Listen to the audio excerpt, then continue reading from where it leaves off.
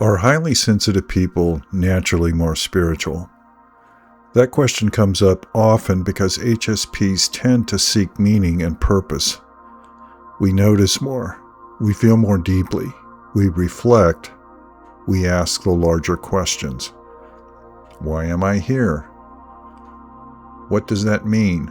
How do I live with integrity? How do I make sense of suffering? Viktor Frankl wrote powerfully about this in Man's Search for Meaning. His idea was simple but profound. Human beings are not only driven by pleasure or success, we are driven by meaning. For many HSPs, the search for meaning is central to how we live.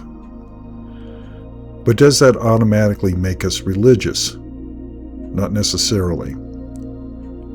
Does it automatically make us spiritual? Again, not necessarily. Hi, this is William Allen of Thoughts with a Sensitive Man. Today we're going to be talking about, are highly sensitive people more spiritual, religious, or none of the above? Highly sensitive people tend to process life deeply. We do not always skim the surface of experience. We absorb tone and mood and beauty, conflict, suffering, and subtle emotional shifts. The kind of processing often leads to big questions. Some HSPs find answers in religion.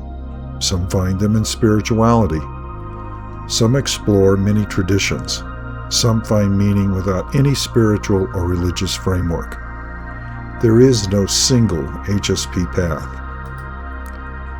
My educated guess is that many HSPs lean towards spirituality, especially an exploratory kind of spirituality. By that I mean a path that includes curiosity, reflection, nature, meditation, compassion, and a sense of connection to something larger. Spirituality gives many HSPs room to breathe. It does not always demand rigid answers. It allows mystery. It allows inner experience. It allows a person to say, I do not have this all figured out, but I sense there's something deeper here. Elaine Aron's newer work on spirituality through the highly sensitive lens also points towards the connection between sensitivity, meditation, inner peace, and the search for a fitting spiritual path. For many HSPs, spirituality is not about joining a system. It's about exploring meaning. Religion offers something spirituality sometimes lacks: structure. For some HSPs, that structure is grounding.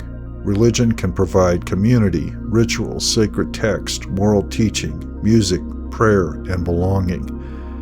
That can be deeply comforting to a sensitive person. A healthy religious community can give form to compassion. It can offer shared meaning. It can remind us what we are part of something larger than ourselves. But religion can also wound. Some HSPs have been hurt by shame-based teaching, rigid authority, exclusion, or fear. For a sensitive child, those wounds can go deep. So for some HSPs, religious structure can be healing when it is compassionate, but damaging when it becomes controlling. Many HSPs may not fit into one category.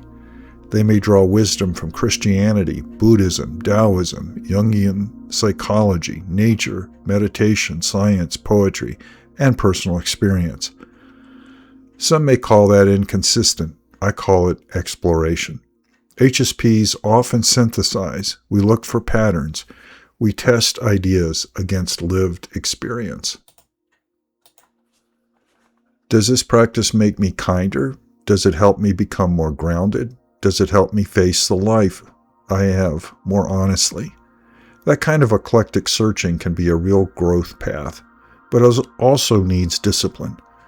If we only sample ideas without practicing anything deeply, we may stay curious without transforming. Some HSPs are agnostic, atheists, secular, or simply interested in spiritual language. That does not make them less deep. A person can be ethical without being religious. A person can be compassionate without spirituality. A person can find awe in science, nature, art, family, service, or love. For some HSPs, the practical path is the honest path. They may say, I do not need metaphysics to be kind. I need clarity, responsibility, and useful action. And that is a valid position. The only caution is a life with no room for awe, beauty, or reverence can sometimes become emotionally dry. Even secular HSPs may need ritual, quiet, and wonder, whether or not they call it spiritual. So are HSPs more spiritual, religious, agnostic, or atheist? The answer is, it depends. The sensitive trait may make us more likely to ask deeper questions, but it does not determine where we land. Some HSPs need religion.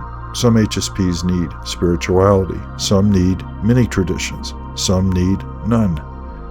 The real question is not, what label do I wear? The real question is, does this path help me become more whole? Does it make me kinder? Does it help me live with sensitivity? Does it give me courage? Does it help me face suffering?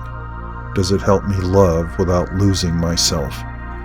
For the highly sensitive person, the path itself matters, but walking it honestly may matter even more. Thank you for listening to Thoughts with a Sensitive Man. If you found this episode valuable, please give it a thumbs up, subscribe to the channel, and share it with someone who might benefit. Your support helps us reach more highly sensitive men and those who care about them. Until next time, take good care of yourself.